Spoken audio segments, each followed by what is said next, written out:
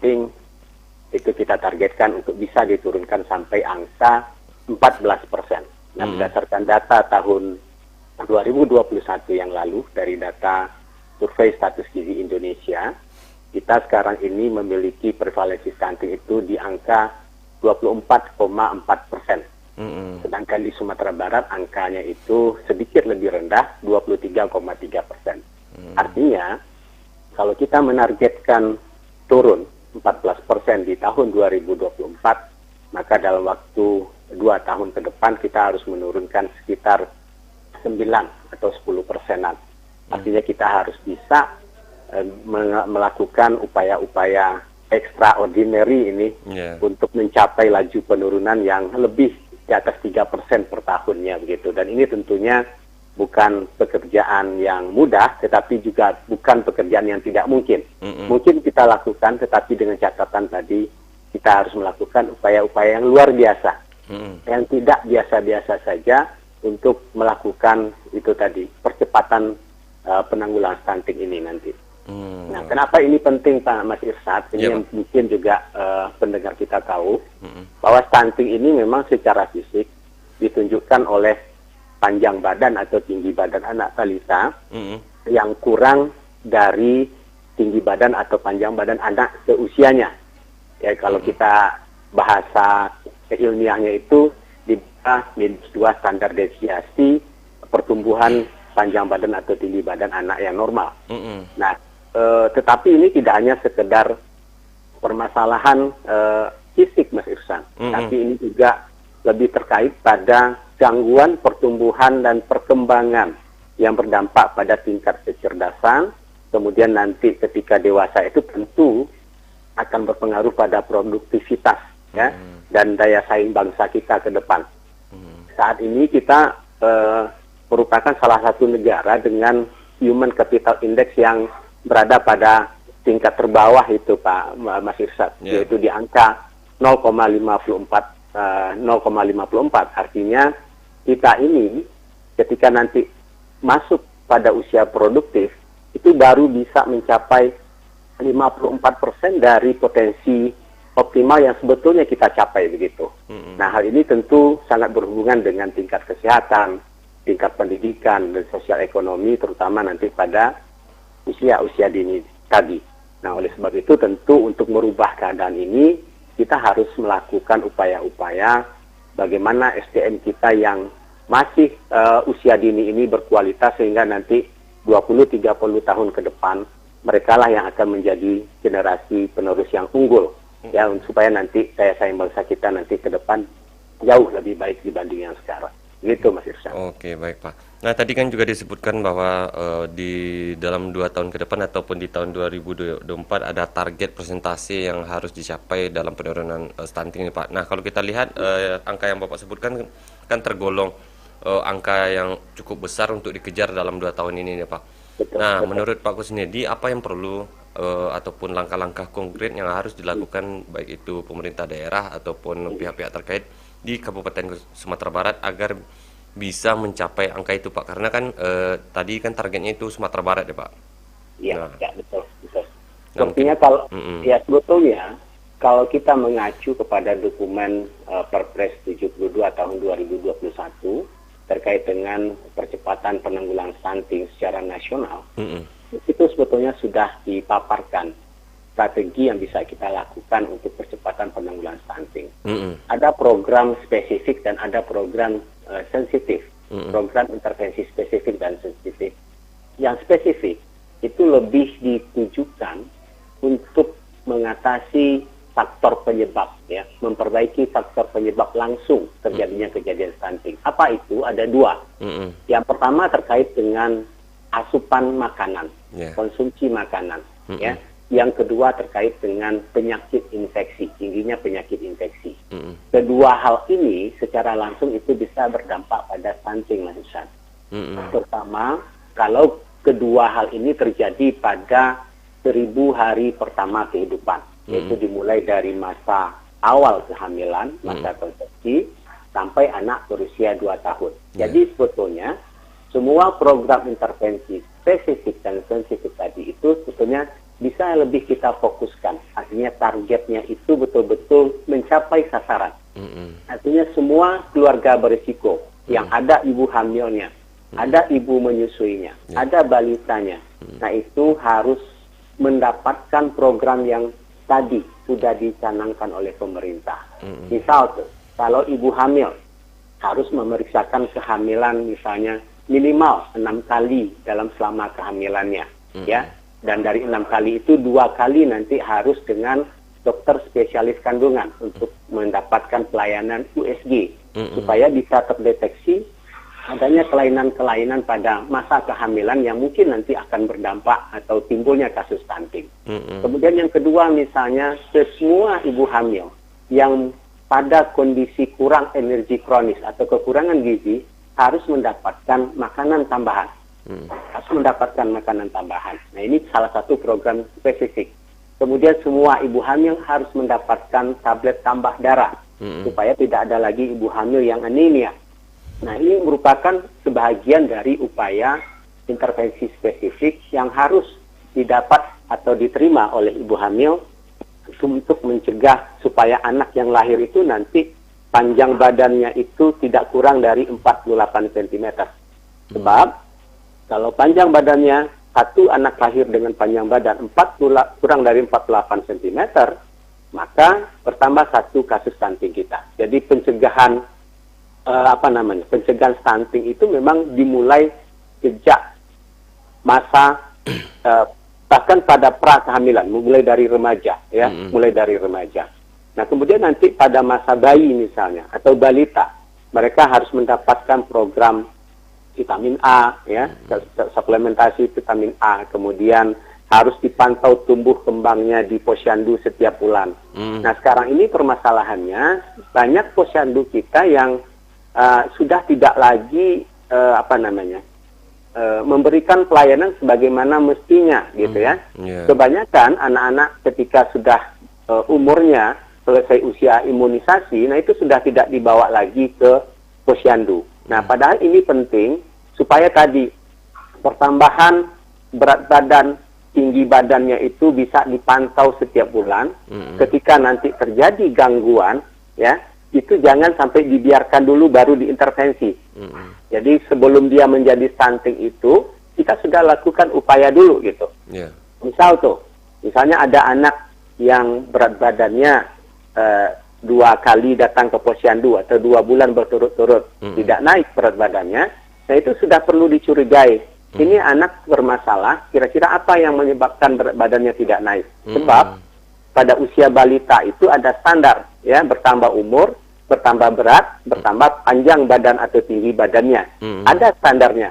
Kalau pertambahan berat badan dan panjang badan itu tidak memenuhi standar, maka kita harus cepat-cepat mencari faktor penyebabnya apa, sehingga bisa kita carikan solusinya seperti apa. Nah, penelitian kami di lapangan, temuan yang kami temukan di lapangan, Mas Irsan, anak-anak balita kita sebetulnya punya buku KIA yang diberikan mulai sejak ibu memeriksakan kehamilannya sampai nanti dia usia balita. Tetapi apa yang terjadi, buku KIA itu dibiarkan kosong. Jadi pemantauan pertumbuhan dan perkembangannya itu tidak lengkap, Madisat. Jadi mungkin bulan ini ditimbang, kemudian 2 bulan berikutnya kosong, kemudian ditimbang lagi, kemudian kosong lagi. Sehingga kita tidak bisa melihat garis pertumbuhan anak secara utuh, ya. Nah, tiba-tiba nanti pada umur tertentu, biasanya munculnya itu pada usia 2 tahun itu terlihat jelas, tiba-tiba anak sudah tinggi badannya di bawah normal. Itu sudah terlambat sebetulnya kalau kita melakukan intervensi setelah anak umur di atas 2 tahun tadi itu. Gitu. Oke, baik Pak.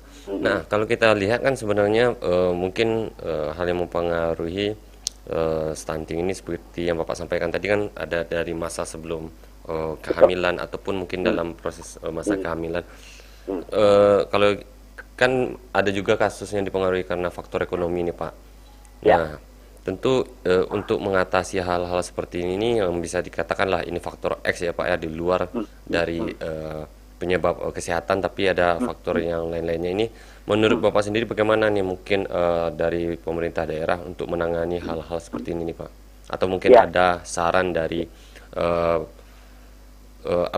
dari Persatuan Ahli Gizi untuk pemerintah daerah seperti apa nih Pak langkah-langkah yang harus dilakukan? oke, baik Mas Irsan. Jadi benar sekali. Jadi faktor ekonomi merupakan salah satu akar permasalahan dari berbagai masalah kesehatan. Tidak hanya masalah gizi atau stunting tadi. Ya, semua. Nah, oleh sebab itu, khusus untuk penanggulangan stunting, ada yang tadi disebut dengan intervensi sensitif. Artinya intervensi yang dilakukan untuk mengoreksi faktor penyebab tidak langsung tadi, salah satunya adalah faktor ekonomi. Ya, apa contoh program yang bisa dilakukan? Misalnya nanti di dinas sosial misalnya punya program bantuan keluarga harapan (PKH), punya bantuan sosial bansos, punya nanti misalnya bantuan pangan. Dari dinas pangan juga begitu, ada bantuan pangan dan lain sebagainya. Nah, selama ini kami melihat masing-masing stakeholder ini, ya organisasi pemerintah daerah yang ada di kabupaten kota, ya, pada umumnya, jadi tidak semua kabupaten kota, pada umumnya, ya sebagian besar, tapi ada juga yang bagus koordinasinya, itu melakukan program ini secara sendiri-sendiri. Artinya, sasarannya itu tidak terpusat pada keluarga yang betul-betul berisiko stunting tadi.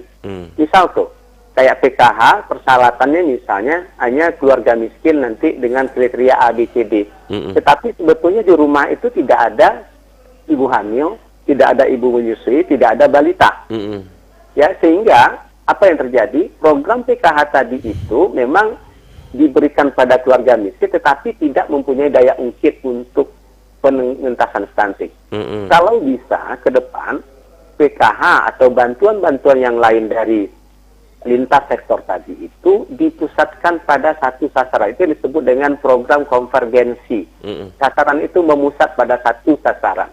Jadi kalau bisa memang ada database, Mas Irsyad, database kelompok sasaran yang bisa diakses oleh semua organisasi pemerintah daerah di kabupaten kota untuk menyasar siapa kira-kira keluarga yang akan diberikan bantuan tadi, sehingga masalah ekonomi, masalah ketersediaan pangan dan segala macam itu teratasi pada keluarga itu dan tidak berdampak pada kesehatan ibu hamil, ibu menyusui, dan anak balita tadi. Nah, saya sudah rekomendasikan pada tim percepatan penanggulangan stunting di provinsi. Kebetulan tahun lalu kami punya difasilitasi oleh Asian Development Bank untuk melakukan kajian, untuk mengkaji ada kabupaten kota yang berhasil dan ada kabupaten kota yang memang laju penurunan stuntingnya itu stagnan. Kita bandingkan. Jadi kelihatan di situ pada daerah-daerah yang berhasil itu memang Pemdanya sangat serius, datanya itu satu database bisa diakses oleh semua organisasi pemerintah daerah, bahkan sampai ke level nagari dan desa, sehingga betul-betul semua program ini penanggulangan stunting itu memusat pada satu sasaran gitu, pada level keluarga atau minimal pada level daerah. Contoh misalnya dari dinas pertanian itu ada bantuan bibit, ada bantuan bibit ada pangan, kawasan pangan lestari dan segala macam. Nah, meskipun itu tidak menyasar pada keluarga, tetapi paling tidak program itu diberikan pada daerah yang menjadi lokus stunting, yaitu nagari-nagari atau desa yang angka stuntingnya tinggi, sehingga nanti bantuan itu paling tidak memberikan efek domino pada keluarga yang ada di situ. Jadi seperti itu, Mas Irsyad. Jadi intinya adalah satu, kolaborasi lintas sektor, koordinasi yang baik. Kemudian memang di setiap kabupaten kota, kalau bisa memang Bapedanya menjadi leading sector ya untuk melakukan koordinasi lintas sektor ini dan memberikan target-target kepada setiap OPD untuk percepatan penanggulangan stunting tadi sesuai dengan program di masing-masing OPD itu. Seperti itu, Mas Irsyad, ya. Oke, baik Pak. Nah, kalau dari data nih Pak, angka stunting di Sumatera Barat gimana Pak? Apakah termasuk dengan angka yang tertinggi di Indonesia atau masih standar atau seperti apa nih Pak? kalau kita bandingkan dengan angka nasional, kita sedikit lebih rendah. Tadi di nasional itu 24,4%, kita 23,3%. Jadi 1% lebih rendah dibanding angka nasional. Tetapi kalau kita lihat ke kabupaten kota, 19 kabupaten kota yang ada di Sumatera Barat, ya, itu ada angkanya yang sampai 40,1%. Ada juga yang sudah mencapai di bawah 20%, ya, sekitar 17 atau 15% itu ada. Artinya masih terdapat gap yang tinggi antar kabupaten kota. Ada kota atau kabupaten dengan prevalensi yang sudah mencapai target, tetapi ada kabupaten kota yang jauh di angka nasional. Nah, oleh sebab itu ke depan, ya, di tingkat provinsi ini harus dipetakan mana daerah yang harus diprioritaskan dan dikaji pada daerah ini kira-kira apa faktor penyebabnya, sehingga tadi itu, ya, solusi atau program yang direncanakan di tingkat kabupaten kota itu bisa jadi berbeda antar satu dengan yang lainnya sesuai dengan karakteristik karakteristik daerahnya, ya, dan juga tentu masyarakatnya dan itu tadi kemampuan daerah masing-masing begitu. Oke, berarti sebenarnya kalau untuk angka masih rendah, tapi terjadi ketimpangan data di kabupaten kota ya Pak ya. Ini ya, apakah memang tidak ada seiramanya upaya dalam penanganan stunting ini dari kabupaten kota nih Pak, karena atau mungkin dari pencermatan Pak Kusnedi, mungkin daerah yang angka stuntingnya masih tinggi ini karena luas wilayahnya sangat cukup luas dibandingkan dengan kota-kota lainnya nih Pak. Ya, betul sekali Mas Irsad. Jadi ini faktor, kita kadang-kadang ngomongnya yang mudah ini, tetapi implementasi di lapangan tentu butuhkan komitmen, kemudian juga resource yang luar biasa begitu. Itu tadi. Jadi memang ada kabupaten yang memang luas daerahnya itu cukup luas, sehingga untuk koordinasi, supervisi, pengawasan, implementasi program dan lain sebagainya itu memang tentu akan lebih sulit. Kemudian juga tentang resource atau anggaran yang tersedia. Nah, kadang-kadang karena memang sumber anggarannya itu kan terbatas karena banyak prioritas yang lain. Nah, kami juga menemukan sebetulnya banyak sekali OPD-OPD yang berada di bawah pemerintah kabupaten kota. Dia tahu tentang stunting, ya, dia tahu tentang program spesifik dan sensitif, tetapi ketika mereka mendapatkan alokasi anggaran itu ternyata tidak memadai. Jadi tentu juga upaya ini tidak maksimal dilakukan di lapangan. Nah, tentu kembali lagi tadi, setiap pemerintah daerah harus mempunyai rencana aksi pangan dan gizi di daerahnya masing-masing, ya, khususnya yang ditujukan untuk penanggulangan stunting. Jadi harus memang memetakan tadi berapa kelompok sasarannya, kemudian tadi program-program spesifik dan sensitif itu bagaimana mengkoordinasikannya dengan lintas sektor yang ada, kemudian memastikan nanti di lapangan semua program itu memang menyasar pada keluarga yang berisiko, ya, dikhususkan pada keluarga yang berisiko. Begitu. Oke, baik Pak Kusnedi. Pak Kusnedi, mungkin ada harapan atau himbauan dari Pak Kusnedi ataupun mewakili Persatuan Ahli Gizi Indonesia Sumatera Barat terkait dengan momentum Hari Gizi Nasional 2023 ini nih Pak? Ya, baik. Kita memang berharap momen peringatan Hari Gizi Nasional yang ke-63 ini dijadikan momentum, ya, untuk kembali kita menyamakan persepsi, ya, menyamakan gerak dan langkah kita. Kami tentunya dari organisasi profesi memang secara resource hanya memiliki anggota, ya, yang tersebar di seluruh kabupaten kota yang ada di Sumatera Barat. Saat ini mungkin ada sekitar 1.700 anggota persagi yang tersebar di puskesmas, dinas kesehatan, rumah sakit, dan juga yang ada di sektor swasta, begitu, ya. Dan kami sudah menghimbau agar setiap anggota persagi yang, ya, baik di provinsi maupun di daerah kabupaten kota ikut aktif dalam mengkampanyekan saat ini tema HGN kita adalah terkait dengan protein hewani cegah stunting. Jadi minimal kita bisa mengedukasi masyarakat kita untuk menerapkan prinsip gizi seimbang di dalam konsumsi makanan, yang salah satunya itu harus konsumsi protein hewani setiap kali makan. Jadi isi piringku itu kaya dengan protein hewani. Kita punya bahan makanan yang memadai, artinya kita tidak kekurangan bahan makanan, terutama sumber protein hewani. Tetapi permasalahannya adalah barangkali masyarakat kita belum menyadari betapa pentingnya konsumsi protein hewani ini, khususnya pada 1000 hari pertama kehidupan tadi itu. Jadi ini yang harus kita kampanyekan berulang-ulang, tidak perlu mencari sumber protein hewani yang mahal. Misalnya kalau tidak, kita tidak bisa beli daging, kita bisa ganti daging dengan ikan yang ada di daerah kita sendiri, atau mungkin dengan telur, ya, banyak telur ayam, telur bebek, telur puyuh dan lain sebagainya, atau mungkin nanti kita bisa ganti dengan daging ayam.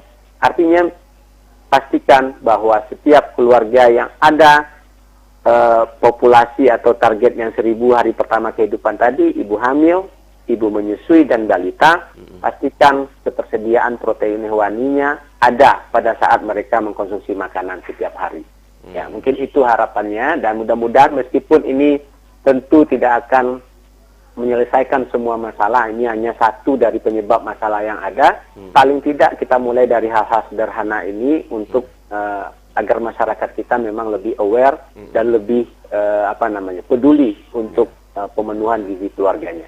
Gitu, Mas. Oke, baik Pak Kusnedi. Pak Kusnedi, terima kasih nih Pak atas waktunya dan juga penjelasannya di Persatu RRI dan tentunya di bincang kita nih Pak. Oke, sama-sama Mar Isat, sehat selalu dan ya. Ya, tentunya sangat bermanfaat nih Pak informasinya Pak. Terima kasih Pak Kusnedi, selamat beraktivitas kembali nih Pak Kusnedi. Assalamualaikum warahmatullahi wabarakatuh Pak. Waalaikumsalam warahmatullahi wabarakatuh.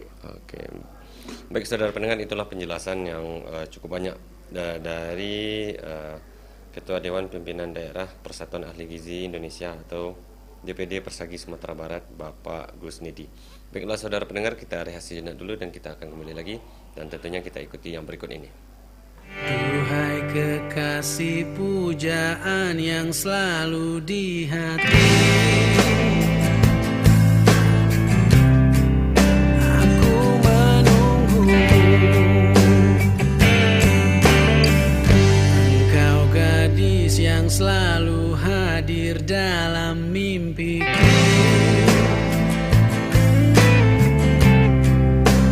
Setiap hidupku,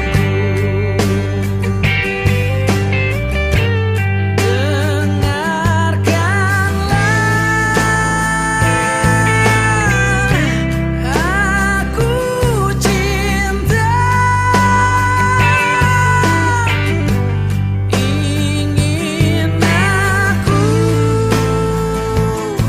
selalu menjaga dirimu, menemani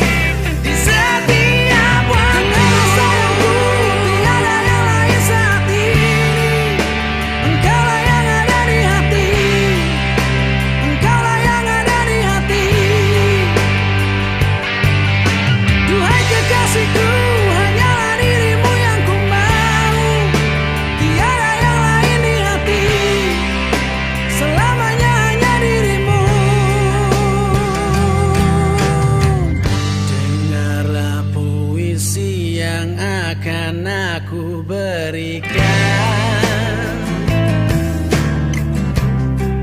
ungkapan hatiku. Tiada lain yang bisa ku berikan. Oh, hanyalah cintaku. Yeah. Sayangku, tiada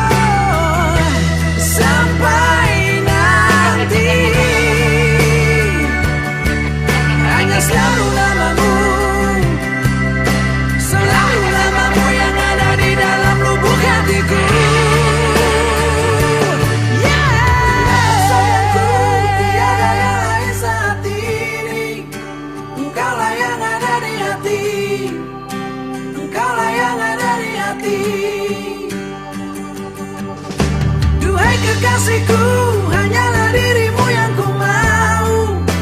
Tiada yang lain di hati, selamanya hanya dirimu. Yeah, yeah, yeah, yeah, yeah.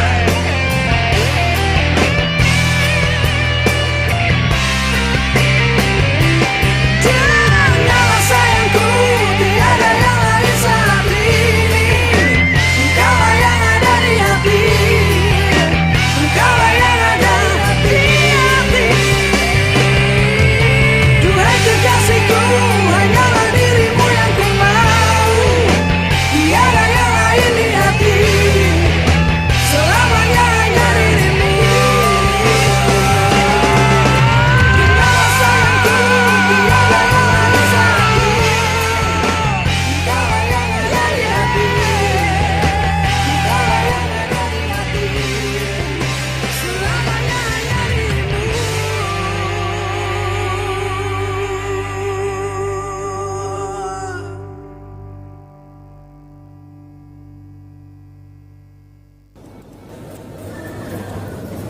Bro, ada nggak sih perguruan tinggi negeri dengan waktu yang fleksibel? Jadi biar aku bisa kuliah sambil kerja. Aku pengen kuliah untuk jenjang karir ke depan. Ada dong, universitas terbuka jawabannya. Selain perguruan tinggi negeri, UT juga merupakan pelopor cyber university di Indonesia. Terdepan dalam inovasi pendidikan jarak jauh, menjangkau semua lapisan masyarakat di seluruh pelosok tanah air. Dengan biaya terjangkau dan juga fleksibel kuliahnya. Iya terus. Menerapkan model perkuliahan yang dapat kamu pilih sendiri nih, yaitu online, tatap muka maupun blended, atau gabungan keduanya. Nah, ada 4 fakultas loh, yaitu Fakultas Ekonomi, Fakultas Hukum Ilmu Sosial dan Ilmu Politik, Fakultas Keguruan dan Ilmu Pendidikan, serta Fakultas Sains dan Teknologi. Terus juga lebih dari 35 program studi, jenjang diploma, sarjana, dan pasca sarjana. Dan pastinya terakreditasi A dan B. Bahkan mereka yang belum linear dengan bidang pekerjaannya bisa ambil second degree di universitas terbuka. Hanya 3 semester loh, mantap kan? Yang bener. Iya dong. Nah, saat ini Universitas Terbuka ada penerimaan mahasiswa baru nih. Pendaftaran dibuka sampai 7 Februari 2023. Catat ya. Terakhir 7 Februari 2023. Pendaftarannya dilakukan secara online melalui website www.admisi-sia.ut.ac.id. Oke. Terus ada info lebih lanjut nggak sih? Nah, untuk informasi lebih lanjut, kamu bisa kunjungi website Universitas Terbuka Padang di www.padang.ut.ac.id atau bisa juga hubungi melalui nomor telepon 081166011414 atau WA 081215133666. Cek juga dong IG-nya @UT_Padang atau bisa langsung datang juga ke alamat Universitas Terbuka di Jalan Bypass kilometer 13 Sungai Sapi, Kecamatan Kuranji, Kota Padang. Widih, lengkap banget infonya. Lengkap kan? Ih, gak diraguin lagi deh. Kalau gitu, aku daftar sekarang. Universitas Terbuka, kuliah oke, sesuai gayamu, karir oke.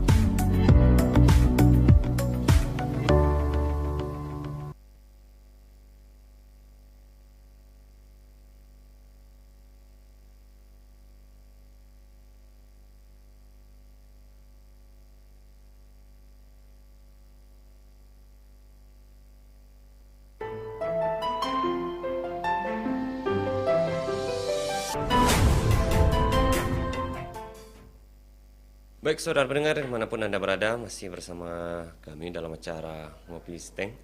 Dan mungkin untuk saudara pendengar yang baru bergabung bersama kami, kita tengah membahas terkait dengan memaknai Hari Gizi Nasional 2023. Dan mungkin tadi kita sudah banyak menggali informasi bersama Persagi Sumatera Barat, Dr. Gusnedi. Dan saat ini kita juga telah terhubung pun menggali informasi bersama ahli gizi Rumah Sakit Umum Daerah Ahmad Muhtar, ada Ibu Yenita Izzah di line telepon. Kita sapa dulu. Assalamualaikum warahmatullahi wabarakatuh, Bu Yenita. Waalaikumsalam warahmatullahi wabarakatuh, Pak Irsyad. Ya, gimana kabarnya pagi ini, Bu? Sehat ya, Bu ya? Alhamdulillah sehat. Alhamdulillah sehat. Ya Bu Nitya, mungkin bisa diinformasikan Bu Yenita terkait dengan apa nih mungkin program-program dari Rumah Sakit Imam Mukhtar terkait dengan ya momentum Hari Gizi Nasional atau HGN 2023 ini nih Bu. Silakan Bu.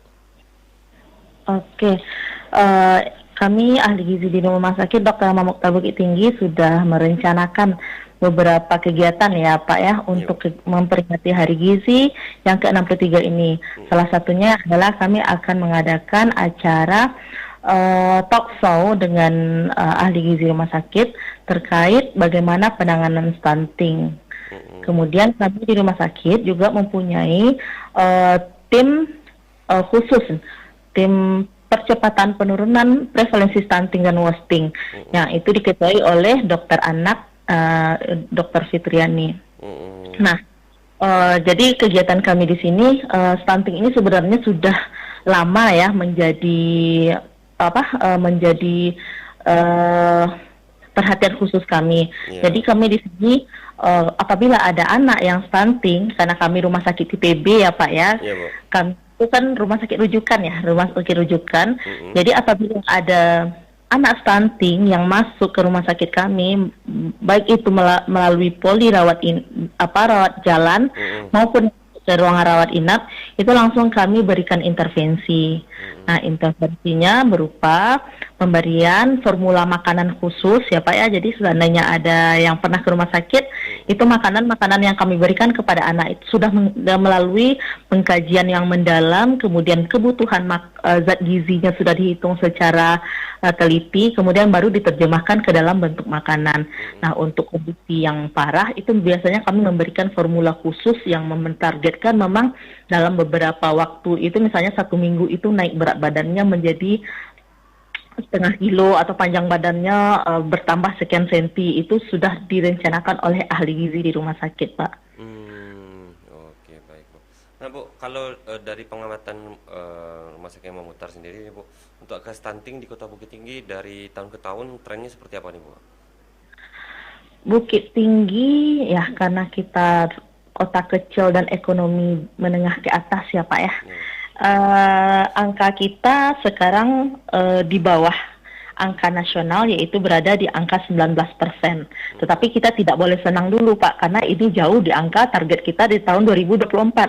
Karena tahun 2024 kan target kita adalah 14%, sedangkan Kota Bukit Tinggi hari ini tahun 2021 itu berada di angka 19%. Jadi kita masih punya PR 5% untuk tahun 2024. Berarti kalau dibandingkan dengan tahun sebelumnya, apakah ini angkanya menurun atau seperti apa nih Bu? Menurun Pak. Iya, menurun. Oke, baik Bu.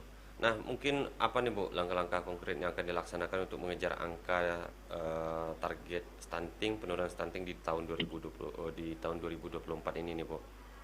Di mana? Di rumah sakit ya, atau baik, di Kota Bukit Tinggi? Baik di rumah sakit ataupun di Kota Bukit Tinggi nih Bu. Mungkin apa langkah-langkahnya Bu?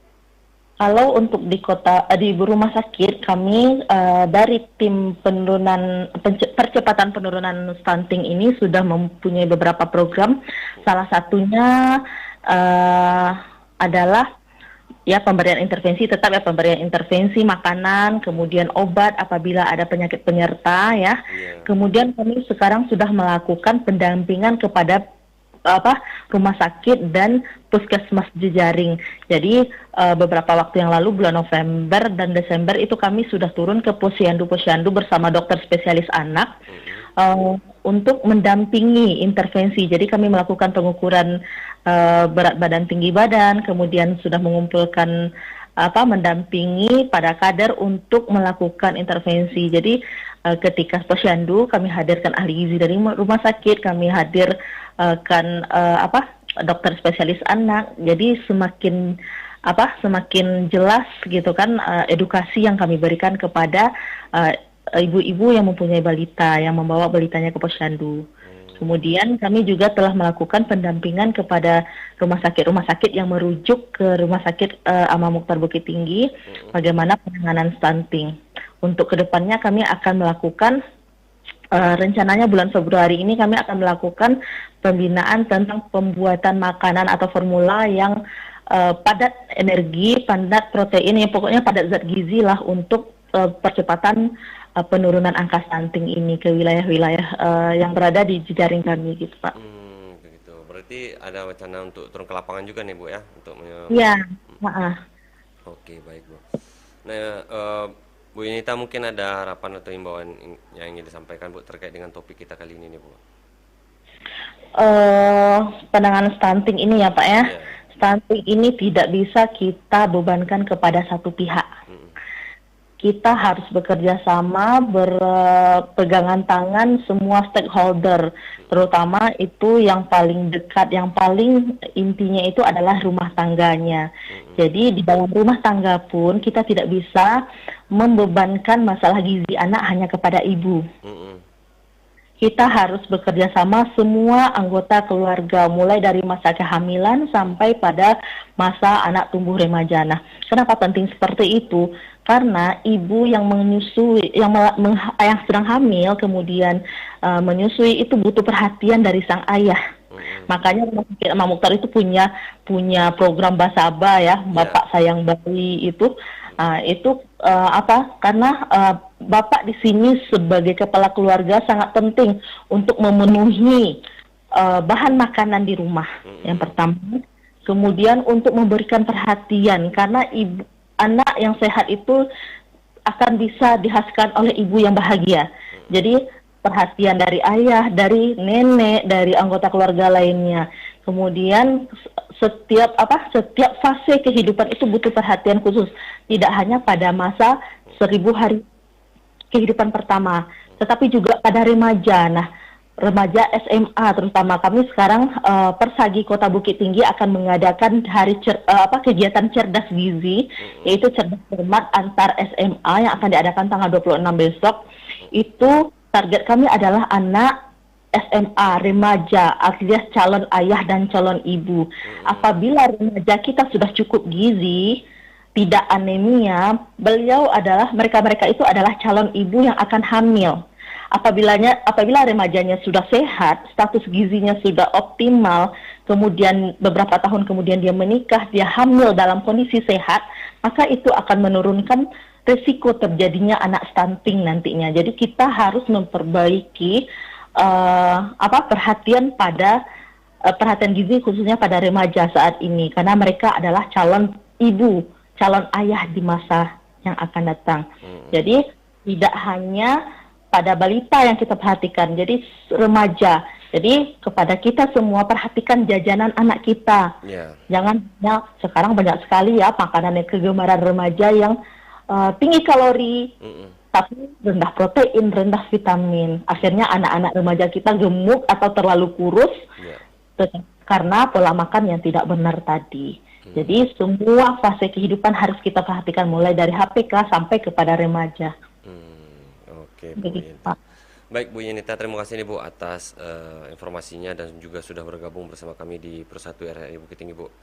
Dan tentunya informasi Bu Yunita sampaikan ini sangat bermanfaat bagi pendengar dan masyarakat kita nih Bu. Baik Bu Yunita, terima kasih Bu. Selamat beraktivitas kembali Bu. Assalamualaikum warahmatullahi wabarakatuh Bu Yunita. Assalamualaikum warahmatullahi wabarakatuh. Ya, itu saudara pendengar, informasi yang lengkap juga disampaikan dari ahli gizi Rumah Sakit Umum Daerah Imam Mukhtar Bukit Tinggi Ibu Yunita Izzah. Dan sedikit informasi juga saudara pendengar terkait Hari Gizi Nasional ini, yang sebenarnya ini diperingati di setiap tanggal 25 Januari, dan hari itu merupakan dibuat untuk memperingati dimulainya pengkaderan tenaga gizi Indonesia dengan berdirinya Sekolah Juru Penerangan Makanan oleh Lembaga Makanan Rakyat atau LMR. Nah, sekolah tersebut berdiri pada tanggal 25 Januari 1951, dan sejak saat itu pendidikan tenaga gizi terus berkembang pesat dan banyak perguruan tinggi di Indonesia. Dan tanggal berdiri Sekolah Juru Penerangan Makanan ini kemudian ditetapkan sebagai Hari Gizi Nasional dan pertama kali diperingati oleh LMR pada tahun 1960-an. Dan peringatan ini menjadi momen penting dalam menggalang kepedulian dan meningkatkan komitmen dari berbagai pihak untuk bersama-sama membangun bangsa yang sehat melalui gizi seimbang dan produksi pangan berkelanjutan. Dan itulah kilas sedikit asal muasal ataupun sejarah lahirnya peringatan Hari Gizi Nasional ini. Baiklah saudara pendengar, mungkin itu yang bisa kami hadirkan di ruang dengar Anda, dan tentunya semoga informasi yang kami hadirkan dapat bermanfaat dan juga menjadi informasi yang edukatif untuk kita semua, dan juga dalam mencerdaskan kehidupan bangsa bernegara. Saya Irsad, mewakili tim kerabat kerja, pamit dulu. Assalamualaikum warahmatullahi wabarakatuh.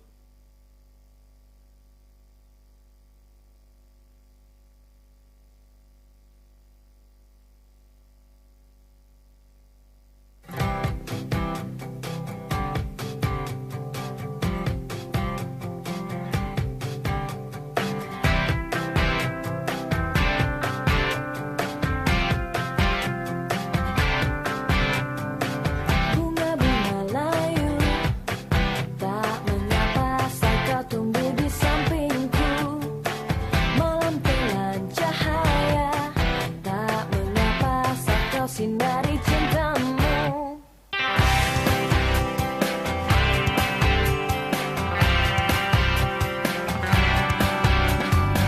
Mimpi biru menyapa tak mengapa saat kau ada di pelukku.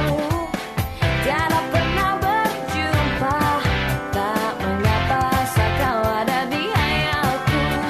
Segala bujuk rayumu buat sejuta ragu, jantungku pun memacu. Wow, wow, wow, wow, wow. Di sini ku berdiri mencoba mengerti arti hadirmu, mengerti sinar di wajahmu, mengerti tenangnya jiwaku. Akhirnya ku mengerti diriku memang untuk kau miliki.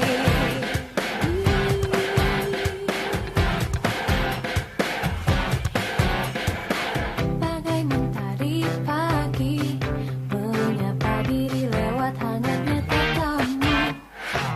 Kini mimpi indahku tak terwujud, jagalah bina cintaku. Segala bujuk rayumu buat sejuta ragu, jantungku pun memacu. Wow, wow, wow, wow.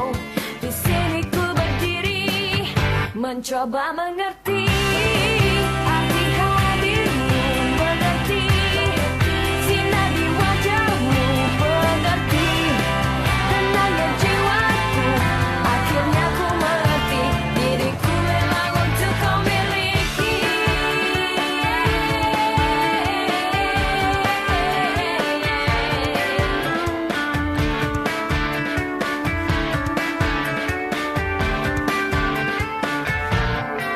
Mengerti arti hadirmu, mengerti sinar di wajahmu, mengerti tenangnya jiwaku. Akhirnya ku mengerti diriku memang untuk kau miliki.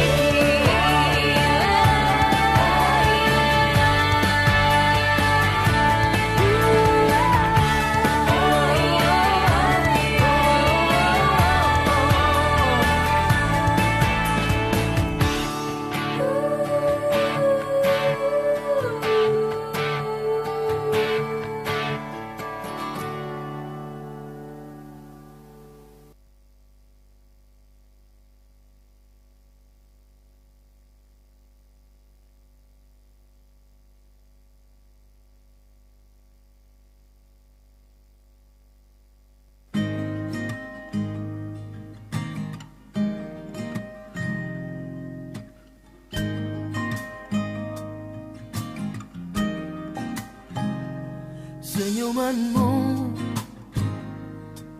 masih jelas terkenang, hadir selalu, seakan tak mau hilang dariku. Oh, dariku.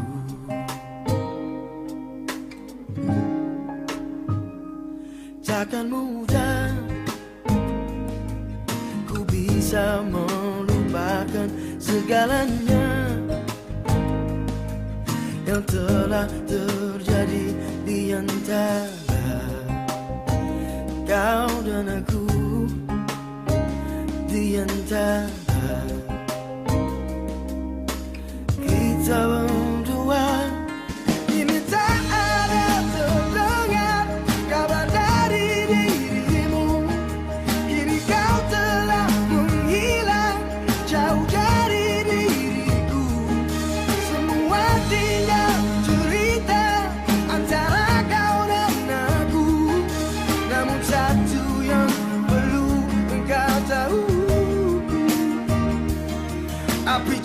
cintaku padamu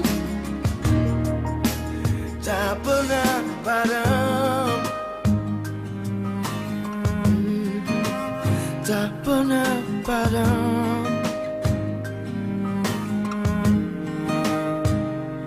Takkan mudah ku bisa melupakan segalanya yang telah terjadi di antara kau dan aku, di antara kita berdua. Oh, ini tak ada terdengar kabar dari dirimu.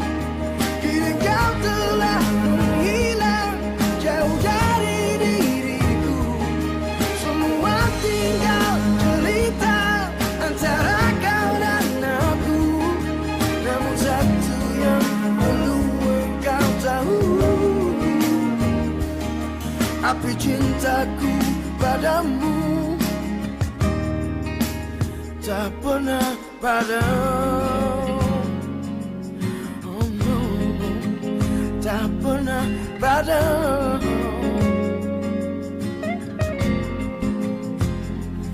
Oh baby,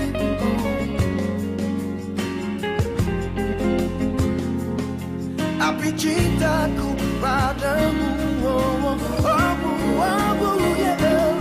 Kini tak ada terdengar kabar dari dirimu. Kini kau telah menghilang jauh dari diriku. Semua tinggal cerita antara kau dan aku. Namun satu yang perlu engkau tahu, api cintaku padamu tak pernah padam, tak pernah padam.